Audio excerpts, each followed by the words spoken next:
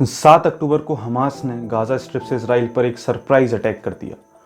उसके बाद से दोनों देशों में तनाव लगातार बढ़ता ही जा रहा है। हो सकता है 7 अक्टूबर के बाद ऐसा एक भी दिन ना हो कि आपने इस युद्ध के बारे में कोई न्यूज़ ना सुनी हो या कोई हेडलाइन ना पढ़ी हो। अब इसराइल ने भी वॉर डिक्लेयर कर दिया है हमास के खिलाफ। ये युद्ध एक बहुत पुराने और कॉम्प्लेक्स चल रहे लैंड और सोवरेनिटी डिस्प्यूट का ही एक कंटिन्यूएशन है। ये पहली दफ़ा नहीं है जब आपने इसराइल से रिलेटेड कोई वॉर की न्यूज़ सुनी हो। इसराइल का फॉर्मेशन 1948 में हुआ था और उसके बाद से इसराइल लगातार कई सारे युद्ध लड़ चुका है अपने नेबर अरेबियन नेशंस से। अब ऐसा क्यों है कि आस पड़ोस के सभी अरब नेशंस इसराइल के खिलाफ हैं? ये जानने के लिए हमें चलना पड़ेगा इतिहास में थोड़ा पीछे। लोग अपने घरों में सो रहे थे, उन्हें इस बात का अंदाजा भी नहीं हुआ था, तो एक बड़ा हमला गाजा की तरफ से किया गया। गाजा पट्टी से रॉकेट दागे गए, 5000 की संख्या में रॉकेट एक के बाद एक आए और उनसे हमला किया गया। 1945 द्वितीय विश्व युद्ध अभी खत्म ही हुआ था और दुनिया भर के ज्यूज अब बहुत डिटरमाइंड थे अपना एक ज्यूइश नेशन बनाने के लिए पैलेस्तीन में।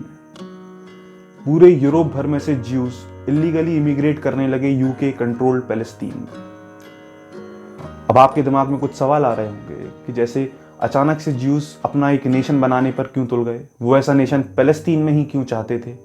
खैर, इसमें अचानक कुछ भी नहीं है। इसके पीछे की वजह समझने के लिए, खासतौर से इसराइल और पैलेस्तीन के कॉन्फ्लिक्ट को समझने के लिए हमें थोड़ा इतिहास में पीछे चलना पड़ेगा, थोड़ा ज़्यादा पीछे चलना पड़ेगा, लगभग 3000 साल पीछे।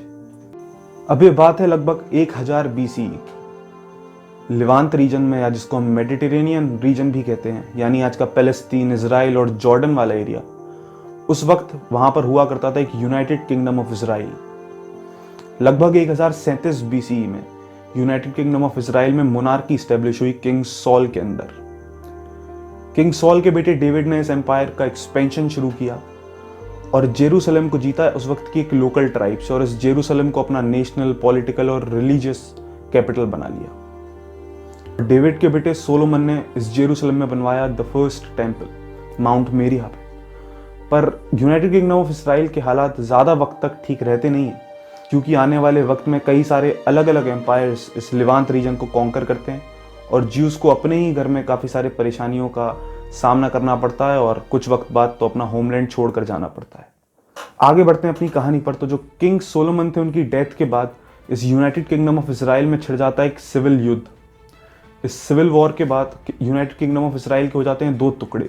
इसमें से एक होता है किंगडम ऑफ इसराइल अपनी कैपिटल समेरिया के साथ, और एक होता है किंगडम ऑफ जूडा जिसकी कैपिटल जेरूसलम होती है। 720 BCE में न्यू असीरियन एम्पायर इस लिवांत रीजन को कॉन्कर करता है।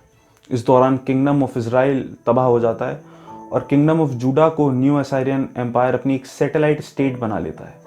न्यू असीरियन एम्पायर के बाद बेबीलोन एम्पायर इस लिवांत रीजन को कॉन्कर करता है और इसके बाद धीमे धीमे किंगडम ऑफ जूडा का डिक्लाइन भी शुरू हो जाता है। इस बेबीलोन एम्पायर में ही पहली वक्त था जब ज्यूज को अपना घर छोड़कर जाना पड़ा, उनको ये लिवांत रीजन छोड़कर जाना पड़ा। काफ़ी सारे ज्यूज ने इजिप्ट के एरिया में रेफ्यूजी ले ली और काफ़ी सारे बेबीलोन शहर में जाकर रहने लगे। 550 BCE के आसपास पर्शियन एम्पायर ने इस रीजन को कॉन्कर किया और पर्शियन एम्पायर की इजाज़त से काफ़ी सारे ज्यूज वापस से जेरूसलम में जाकर रहने लगे। पर्शियन एम्पायर ने ज्यूज के सेकेंड टेम्पल के निर्माण के लिए भी फंड्स दिए। कुछ वक्त बाद अलेक्जेंडर ऑफ मैसिडोनिया इस पर्शियन एम्पायर को कॉन्कर कर लेता है। दोनों ही ग्रीक्स और पर्शियन के रूल्स में ज्यूज काफ़ी फ्लरिश करे, पर 60 BCE के आसपास अब रोमन एम्पायर इस रीजन में रूल करने लगता है। रोमन एम्पायर काफ़ी ब्रूटल होता है इन ज्यूज के खिलाफ। कई सारे ज्यूइश विलेजेस में आग लगा दी जाती है, ज्यूइश टेम्पल्स तोड़ दिए जाते हैं। इस रोमन एम्पायर को 320 CE या 4th सेंचुरी में सक्सीड करने वाला ईस्टर्न रोमन एम्पायर या बाइजेंटाइन एम्पायर, वो भी ज्यूज के लिए काफ़ी हॉस्टाइल होता है। ज्यूज को ज़बरदस्ती क्रिश्चियनिटी में कन्वर्ट करने की कोशिश करी जाती है। इस वक्त तक अरेबियन पेनिनसुला से मुस्लिम रिलीजन निकलकर लिवांत रीजन की ओर एक्सप्लोड करता है। अरब्स रोमन्स से ये लिवांत रीजन 7th सेंचुरी में कॉन्कर कर लेते हैं। अरब्स ज्यूज को इजाज़त दे देते हैं कि वो जाकर जेरूसलम सिटी में रह सकते हैं। काफ़ी सारे ऑफिशियल्स इस अरब रेजिम में ज्यूज भी होते हैं। हमें देखने को मिलता है कि अरब रेजिम लिवांत रीजन के लोकल क्रिश्चियंस और ज्यूज के लिए कुछ हद तक टॉलरेंट होती है। ये रिलेटिवली अच्छा वक्त ज्यूज के लिए खत्म होता है जब क्रूसेड्स शुरू होते हैं लगभग 1099 CE में। क्रूसेड टर्म बेसिकली रेफर करती है मेडाइवल टर्म्स में होने वाले रिलीजियस वॉर्स को, जिनको स्पॉन्सर किया जाता था ऑर्थोडॉक्स क्रिश्चियन चर्च के द्वारा। दरअसल बात ऐसी थी कि क्रिश्चियन ज्यूज को जीसस की मौत का जिम्मेदार मानते थे या जीसस के क्रूसिफिकेशन का जिम्मेदार मानते थे। अब ये जीसस की मौत का या उनके क्रूसिफिकेशन का बदला लेने का मैसेज क्रिश्चियंस को मोटिवेट करता था इन क्रूसेड्स में सपोर्ट करने के लिए, इन क्रूसेड्स में पार्टिसिपेट करने के लिए। तो यूरोप भर से क्रिश्चियंस इस लिवांत रीजन की ओर बढ़ते हैं जेरूशलेम को ऑक्यूपाई करने के लिए। जेरूशलेम क्रिश्चियंस के लिए भी एक होली लैंड होता है, क्योंकि जीसस ने यहाँ पर काफी सारे लेसन्स प्रीच करे होते हैं। जीसस का क्रूसिफिकेशन भी इस जेरूशलेम के आसपास ही एक जगह में होता है। क्रूसेडर्स अरब से इस रीजन को कॉन्कर करने के दौरान ज्यूज का भी भारी मात्रा में मैसेकेयर करते हैं। ज्यूज की मदद के लिए कोई नहीं आता, ना ही उनके क्रिश्चियन नेबर्स, ना ही लीडर्स, जो ये समझ आते हैं कि उन्हें अपना सेल्फ डिफेंस स्वयं ही करना पड़ेगा। हालांकि ज्यूज अरब्स को सपोर्ट करते हैं जेरूशलेम को क्रूसेडर्स से बचाने के लिए, लेकिन उनकी सारी कोशिश नाकाम रहती है। यह मैसेकेयर ज्यूज के खिलाफ पहला बड़ा मैसेकेयर होता है। इसके बाद एंटीसेमेटिज्म फीलिंग्स के चलते वर्ल्ड वॉर 2 तक काफी सारे मैसेकेयर्स देखने मिलते हैं। वर्ल्ड वॉर 2 में होलोकॉस्ट बर्बरता की सारी सीमाएं पार कर देता है। खैर, होलोकॉस्ट के बारे में हम इस वीडियो में आगे जानेंगे। हमने एंटीसेमेटिज्म टर्म का भी जिक्र किया। एंटीसेमेटिज्म रेफर करती है ज्यूज के खिलाफ डिस्क्रिमिनेशन की भावना को या ज्यूज के खिलाफ शत्रुता की भावना को। इन क्रूसेड्स के दौरान यूरोप भर में से ज्यूज का भारी मात्रा में एक्सपल्शन होता है। अगर ज्यूज को यूरोप में किसी देश में रहने भी दिया जाता है तो वहां पर वो बड़ी वल्नरेबल सिचुएशंस में रहते हैं। 18th सेंचुरी में देखने मिला हमें हस्कल्ला या जूइश एनलाइटनमेंट। सेक्युलर और साइंटिफिक एजुकेशन ऐड करी गई ट्रेडिशनल इंस्ट्रक्शंस में। सभी जूइश में एक नेशनल जूइश होमलैंड का इंटरेस्ट जागने लगा। 20th सेंचुरी के आते आते यूरोप भर में से ज्यूज माइग्रेट करने की बात करने लगे ओटोमन सीरिया की तरफ, ताकि वो पैलेस्तीन वाले एरिया में अपना एक जूइश होमलैंड बना सकें। फर्स्ट वर्ल्ड वॉर के बाद यूके ने पैलेस्तीन वाला एरिया ओटोमन सीरिया से कॉन्कर कर लिया और 1917 में हुई बेलफोर डिक्लेरेशन में ज्यू से प्रॉमिस किया कि वो उनकी मदद करेंगे इस पैलेस्तीन वाले एरिया में उनका जूइश होमलैंड बनाने के लिए।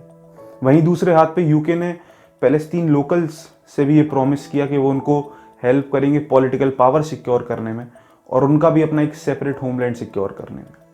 यूके ऐसा इसलिए कर रहा था ताकि वो इन दोनों पार्टीज से कोऑपरेशन ले सके वॉर के वक्त।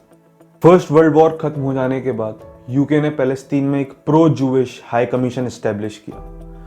इसके बाद से जूइश इमिग्रेशन बहुत तेजाई से बढ़ गया पैलेस्तीन में। इस सबसे पैलेस्तीन के लोकल्स नाखुश थे, उन्होंने इसका ऑपोजिशन शुरू किया। इस वक्त काफी रायोट्स देखने मिले जूइश में और पैलेस्तीन अरब्स में। इन सब वायलेंस को देखकर यूके अपने एक जूइश नेशन पैलेस्तीन में बनाने वाले आइडिया से पीछे हटने लगा और एक बाय नेशनल सोल्यूशन की बात करने लगा, जहां पर वो सिर्फ एक ही राष्ट्र बनवाता जिसमें दोनों पैलेस्तीनियंस और जूइश दोनों आराम से रह पाते, दोनों को इक्वल राइट्स मिलते। इसी वक्त के दौरान जर्मनी, जिसने कि वर्ल्ड वॉर 1 हार जाने के बाद एक बहुत ही humiliating treaty of Versailles sign करी थी, उसमें अलग ही पॉलिटिकल सिनेरियो चल रहा था। जर्मनी के लोकल्स नाखुश थे अपने देश को हारता देख, और उससे भी ज्यादा वो नाखुश थे अपने देश को इस ट्रीटी ऑफ वर्सेल्स साइन करने पर। माहौल का फायदा उठाकर और जर्मनी को उसकी शान वापस दिलाने के नाम पर नाजी पार्टी आती है पावर में, जो कि हिटलर को बनाती है जर्मनी का चांसलर। तो जैसे पहले से परेशान ज्यूज के लिए एक मुसीबत का पहाड़ और टूटने वाला था। हिटलर अपने पॉलिटिकल प्रोपोगेंडा के लिए जर्मनी की इस हालत का जिम्मेदार बताता है ज्यूज को और वहां की कम्युनिस्ट गवर्नमेंट को, जिसने की ट्रीटी ऑफ वर्साइल्स साइन करी थी। इस तरीके से वो पूरे जर्मनी का एक हाइपोथेटिकल दुश्मन बना देता है ज्यूज को।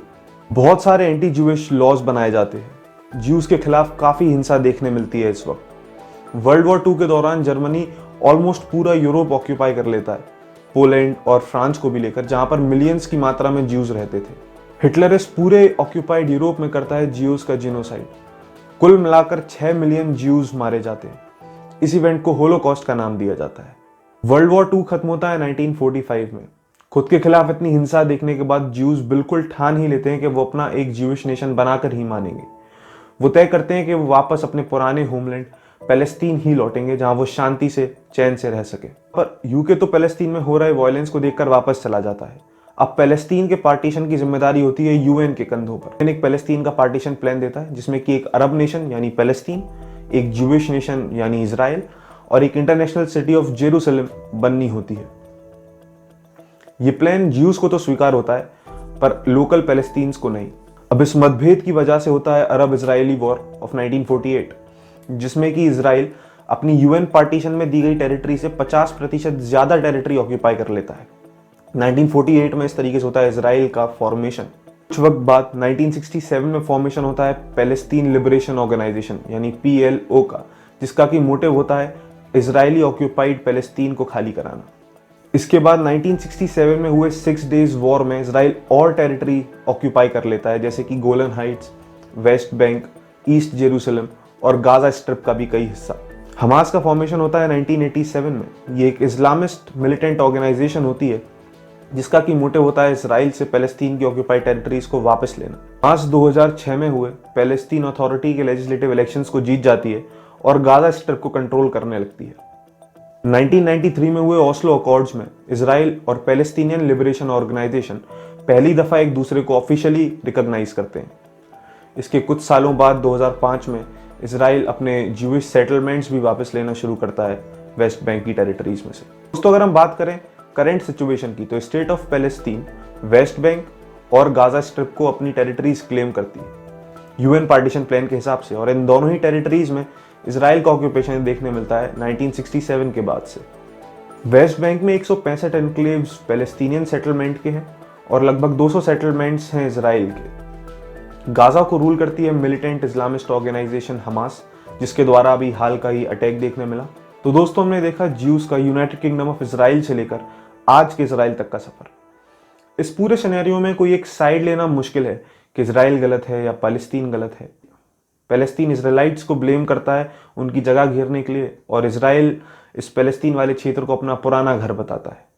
खैर, साइड्स लेने से कुछ होने भी नहीं वाला। जरूरत है कि पूरी इंटरनेशनल कम्युनिटी बिना साइड्स लिए दोनों देशों के बीच में सहमति बना पाए एक सोल्यूशन पर आने की। सबसे वाइडली एक्सेप्टेड सोल्यूशन तो वही पुराना यूएन पार्टीशन प्लान है, जिसमें कि दोनों देश पीसफुली कोएग्जिस्ट कर सकते हैं। खैर, आगे क्या होगा ये तो आगे ही पता चलेगा, पर वॉर्स किसी भी समस्या का समाधान नहीं हो सकते।